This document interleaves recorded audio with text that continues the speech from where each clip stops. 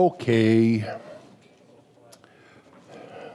So I have to admit, I'm kind of excited about this talk because, like I said in the description, if I could talk to myself 12 years ago, I would have said, this is a thing. Be ready to feel it.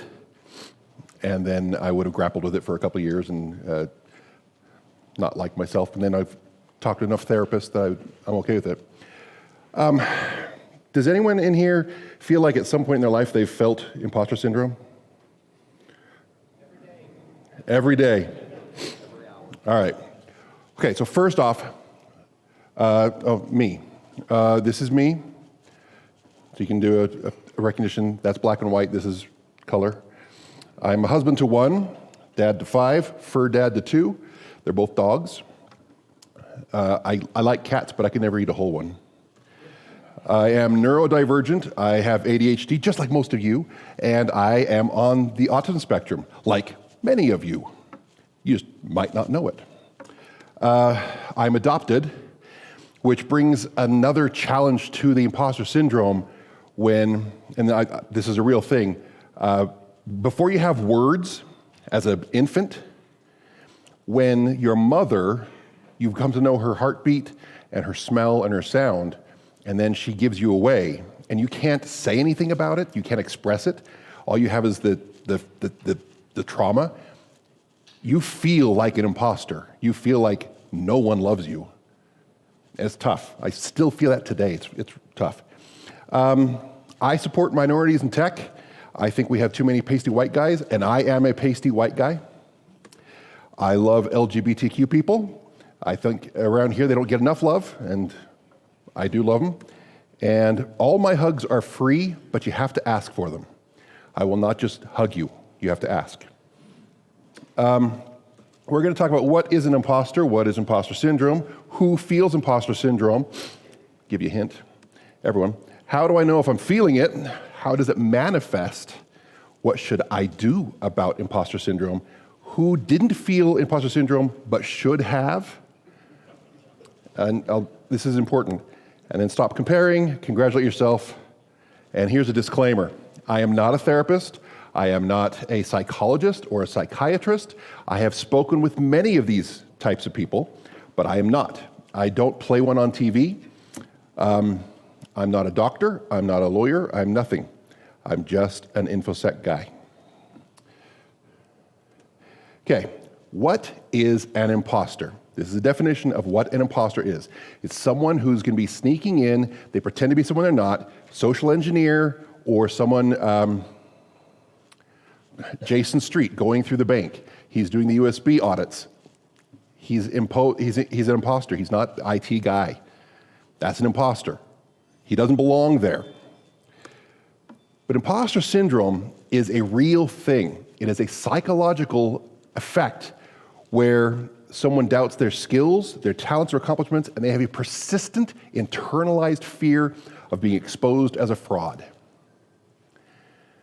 Now, a lot of people think this is in their career. You had it in school. You might still have it today. Do you remember the dreams you have where you're speaking and your teeth are falling out? No one cares, but you can't catch them. They're all over the place. You can't get your teeth. Your subconscious does not trust the words you are speaking. You ever dreams where you go to school or work naked? It's not a sex dream because no one there cares. You're going because you don't belong. You're naked because your subconscious says you don't belong there. Your subconscious believes you are an imposter. It sucks because those dreams are the worst. You wake up and you're frazzled. You don't know what to do. It's very unsettling. It's imposter syndrome. You felt it in school. You feel it at work. You'll feel it in relationships. It's brutal. So, who feels imposter syndrome? I asked earlier. I have asked my doctors. They feel imposter syndrome. I've asked my lawyers. They feel imposter syndrome. I have asked past professors. They feel imposter syndrome. I've asked my father. He feels imposter syndrome about being a parent. I have asked ecclesiastical leaders. They feel imposter syndrome. I used to run a con. I felt imposter syndrome. I should not be running a con.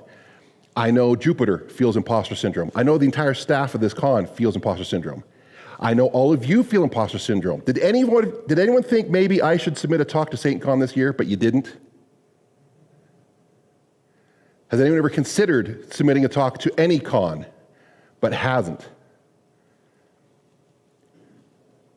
That's imposter syndrome, because the ideas you had to share are valid and good, and we want to hear it.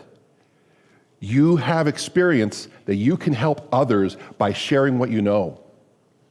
And you are good enough to submit a talk. All right. Studies say that 7 out of 10 adults will feel imposter syndrome sometime in their life. And I know in those studies the other 3 people were lying because they wanted to seem stronger than they are. So here's a graph for you. 47% of humans that get imposter syndrome, it's in blue. The green is another 39%, and the remaining 14, they also get imposter syndrome. If you need to see the details. So how do I know if I feel it? If something goes well in your life, do you think you were lucky? Do you think it was the work of someone else? Do you feel that someone else did more work than you did? It's possible. But do you discredit your own work and your own contributions? Are you afraid that someone's going to pop into the office and say, "Who hired this person? Why are they here? They don't know what they're doing." Are you afraid that someone from your past life is going to see you at lunch and say, "Hey, what are you doing?" And you say, "Oh, I'm working at this company." Like, you do what? You? If you're afraid that's going to happen, you might have imposter syndrome. Do you feel like you have to overwork to meet expectations? This is one that I am so guilty of. I will pour myself into work, trying to make sure they have no reason to fire me. I work and work and work and I work, and I'm chasing down every fire, and I'm trying to do every new initiative, and I'm trying to get more and more out there so people can see me, and it's because I don't want to be fired. Because if they find out who I am, they're going to fire me. Do you feel unworthy of attention or affection? This one hits a little close to the heart. But there may be some of us here who in their relationship, or they can't find a relationship because they think they are not worthy of love. It's not true. Everyone is worthy of love and a healthy relationship. And you need someone to interact with. You are more healthy if you have someone to interact with. You need love. Do you downplay accomplishments? If someone says, "You did a great job," do you say, "Thanks, I didn't do much. It wasn't much"? If someone says, "Hey, let's thank so-and-so because they did such a great job at this initiative and they saved us so much time or so much money or they made us so much more secure," and you say, "It wasn't that much. It wasn't." That's imposter syndrome. Do you hold back from reaching attainable goals? Do you set a goal for yourself and then you might get 80% there and you tell yourself, "I just can't do the last 20%. I'm not good enough"? Does any of this sound true? Does any of this ring true to anyone? Yeah, it's brutal. So how can this show up? At work, you might say, "That wasn't me. I didn't do that much. It was him. He's better. She's better. I'm just me." You won't ask for a promotion. You might get passed over because you play quiet all the time. You might be stuck in your position and you'll get very frustrated. And you'll think, "I could do more, but I don't deserve it." At home, parents, every good parent will feel inadequate. They'll feel like they're making mistakes. Sometimes they'll feel like they should not be a parent. If you've ever heard of a story where maybe one parent was absent because they thought they were a bad parent, some cases it's the person is irresponsible. In some cases, they think they're a bad parent. We all know bad parents. Maybe you had some. If they're doing their best, they're good parents, even if they make mistakes, right? For you, if you are doing your best, you are a good parent, even if you make mistakes. If parents feel they're too much of an imposter, they may not feel comfortable helping their child make decisions later in life because they feel they're not making the best decisions for their children. At school, students might not speak up. They might not ask questions. They want to seem as clueless as they feel. That's to their detriment. They're not clueless, they're students. And relationships. Again, if you think that you are not worthy of love, you might sabotage your relationship. You might end it before they can end it. And that is so frustrating. It does not need to happen. So, how can one overcome imposter syndrome? Recognize the facts. One that I often recognize, or I have to recognize, I think that guy would be better in my position than me. She'd be better in my position. I think they should have my job. That might be true. They might have more experience. Now, if they have more experience, does that mean you're not valuable? No. It means they have more experience. They might be getting paid more than you because they have more experience. It's a fact. There may be someone working with you who has experience in another niche of infosec security than you do. Maybe they have more forensic work or more threat hunting, or they have been a manager, so they have more skills. That's a fact. They might have more skills than you. They're not you. I have been a manager, and I have hired people, and I have seen their shortcomings. I've seen where they lack skills that they said they had, and I don't care. I say, let's focus your energy on those skills. Let's get those going so you match what you think you are. Because you don't need to feel like an imposter. Just fill the gaps. You're hired. I'm not going to fire someone for not having everything they put on their resume as hard as they can flex. I'm going to hire someone because I see their potential and I see their initiative and their ability to figure things out and learn new things. Yeah, I want that person totally in my team because they're going to be stepping up. If they feel like an imposter, I need to fix that. How do you want that explained on the job application? Right? Like, hey, I can do this, kind of, right? Like, I've seen people rated like M3, mid, senior. Yeah. Like, I mean, how do you want to see that to admit, like, hey, I feel like an imposter? I would want to see on a resume, I have done this and this and this, I have helped with this and this and this, and I want to do this and this and this. And then when I'm interviewing them, I'll say, okay, so you did that. Tell me about that. You helped with that. What does that mean? And you want to do this. Oh, you've done a little bit, but you want to do more of it. Great. I know beginner, entry, good. Make sense? Yeah. That's what I'd want to see. What I did, what I helped with, e.g. you were tangential, so Exactly. I want to do, I'm excited about that. And that's going to help you know where do I line that person into what my actual role I'm trying to fill. And those are the facts. When I was younger, I put on my resume everything in the tech stack and every initiative that the company tried to do. I was part of that. I wasn't part of any of that. That was the network guy and the systems guy. I was just the security guy. I responded to alerts. And I felt when I came to grips with the facts, I was like, oh, no, I didn't do those things. And then I was like, well, My resume, actually, I feel very comfortable with my resume now, because that's exactly what I did and what I haven't done. So when I go in an interview, they don't ask me about those things anymore. Nice. Separate your feelings from those facts. You are not bad for not having experience. You are not bad for recognizing your inexperience. You are bad if you say you have experience and you don't.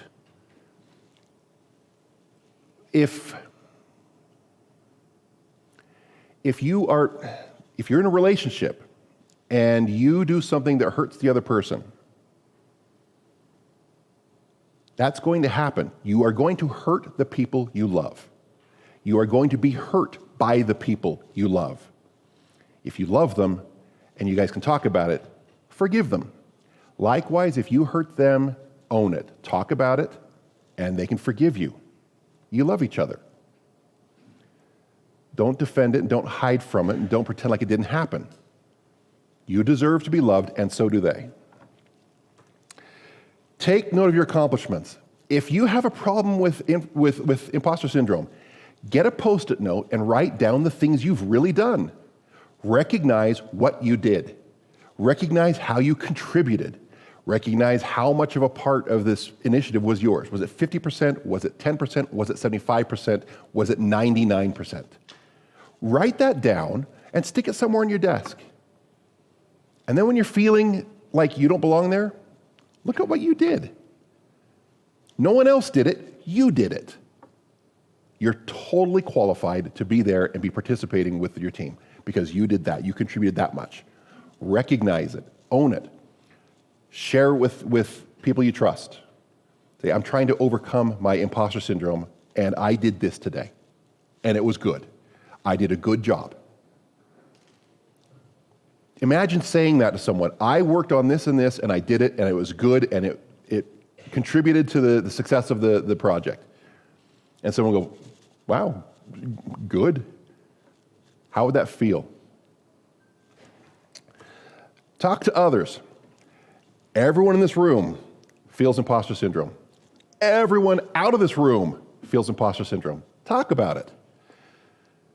Ask how someone else deals with it, what they're afraid of, how they feel it. If you talk to the right person, they're going to give you the feedback you need. You're doing a good job. Look at you. You're at SAINTCON. You're learning. You're sharpening your spear. You're doing a great job preparing yourself for tomorrow. Talk to a therapist. I think everyone should have a therapist. I can play a therapist. I've had therapy for over a decade. I think everyone should have someone to talk to. Someone you trust, that you can share your secrets, the things that you are afraid to tell anyone else, because they're not going to judge you. They're going to try to help you find the problems where you are not functioning the way you want to, and they'll help you. So, who didn't feel imposter syndrome but should have? We're going to get to one more thing on how to deal with imposter syndrome, and I want to use this guy as an example. Can anyone guess who I'm going to say? You won't, but any ideas? Who does not feel imposter syndrome but should? Anyone? Who? My boss? Your boss.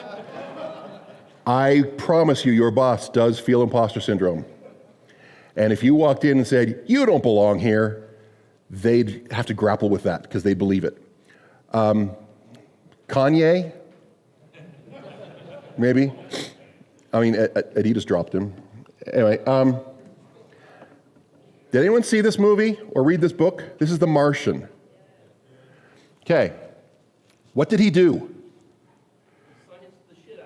Okay, but what was his training? He was a botanist. He was on Mars. If you didn't, spoiler alert, you should have seen it by now. He was on Mars, part of a mission, and they had a storm coming, and it was going to knock over their return ship, so they had to abort the mission and run to the ship and take off so they could go home. And during the storm, something impaled his suit and knocked him out and buried him in sand, and they thought he was dead. So they left. He was not dead. He woke up, made it back into the outfit, and started figuring out how to survive. Now, the chemist could probably atomize H2O and not cause an explosion. He didn't know how. He knew the concept, and he jerry-rigged it together, and he made an explosion. And then he fixed it. If the whole team was there, and the chemist was off doing something else, and they said, hey, can you go figure out how to atomize the H2O so we can grow potatoes? He'd say, why am I doing it? Why wouldn't he do it? They said, oh yeah, you're right. You'll probably make an explosion. Chemist, can you go do it the right way the first time? Right? Now, the chemist wasn't there. So he did his best. He caused an explosion, he didn't die, and then he figured it out. And it didn't faze him at all because the chemist wasn't there.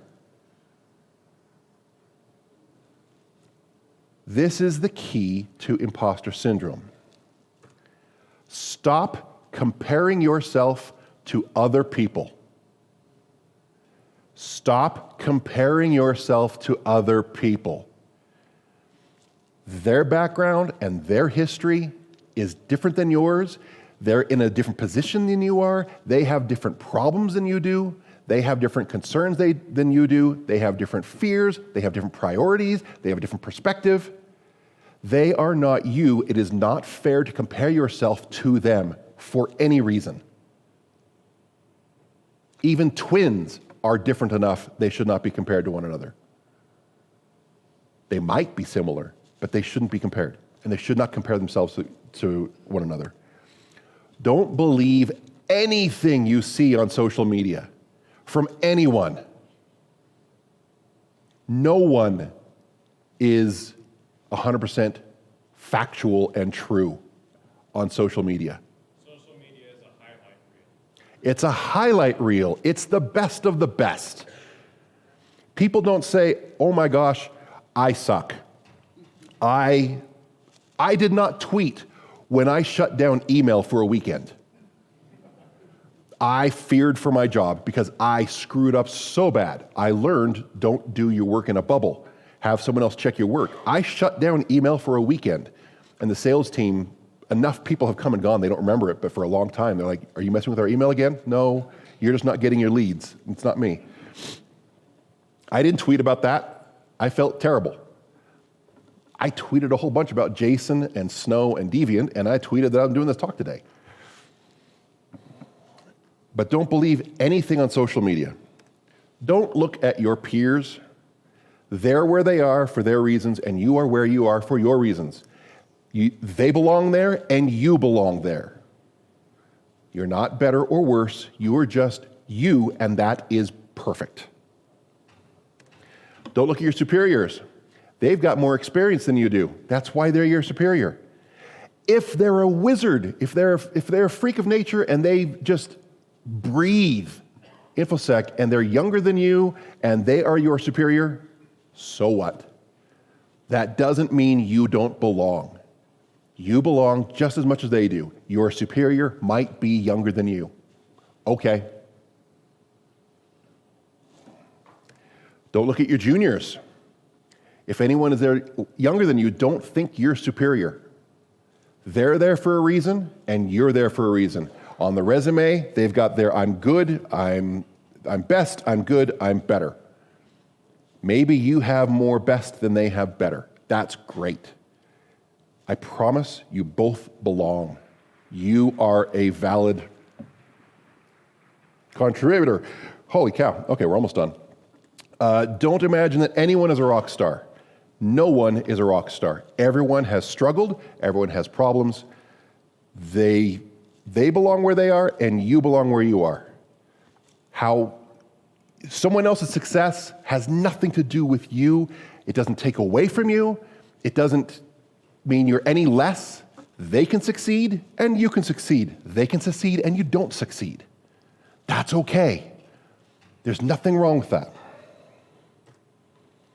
Now, before you kill information security, I wish. Before you kill imposter syndrome,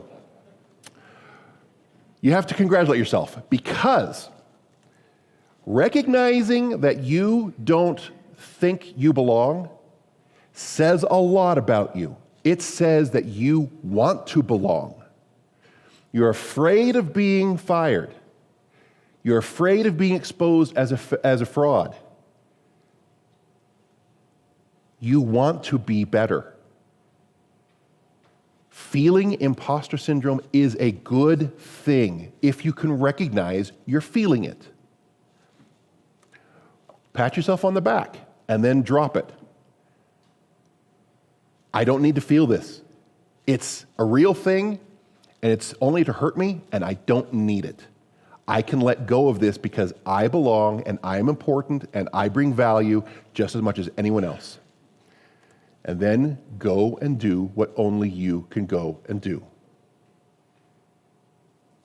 Okay? Any questions?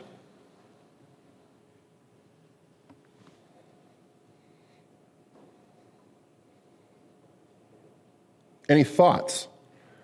Anything you want to vent? Anything you want to share?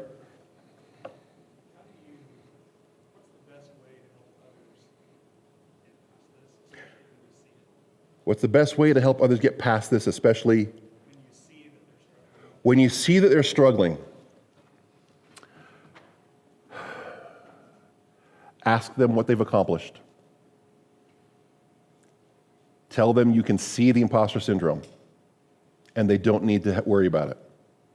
You're not going to expose them as a fraud. You're not going to recommend they be let go.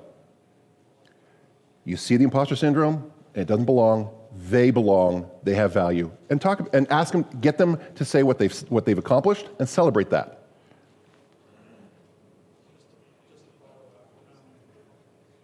One of the things that my wife does really well is she tries to compliment one person every day, regardless. I think so many people get negative feedback and they just don't get a lot of recognition. His wife will try to compliment someone every day, and we have so much negativity. We don't get the compliments. This is true. And something that bugs me about information security: we're trained to find the problems. Our brains are tuned for the problem and the bad thing. And so we need to make a conscious effort to find positivity and be a positive resource for others. Any other questions or suggestions? I just want to say, if all people raise their hands about the talk, I spoke last year, I'm speaking this year. If you're unsure, talk to the organizers of the con you're talking. Yeah. They will let you know if that's something that they think something they've been doing it long enough. Jupiter and other speakers, they will let you know if that's something that they think they're doing. If you're unsure, let them know. Say, hey, I think I got enough knowledge in this, and and I did that last year. And they're like, that's great. We would love to have that. And So- I came and did my talk, and people came up to me afterwards and like asked me for my opinion, and I was like, "What is going on? Like, do you want to know what I have to say? Like, I'm nobody." So he's saying if you have an idea and you don't trust yourself, talk to the organizers and people on the committee about what your idea is, and they'll help you. They'll say, yes, that's great, or they'll give you ideas or suggestions or pointers or things to look out for. My time is up. Thank you for attending and participating. Enjoy the con.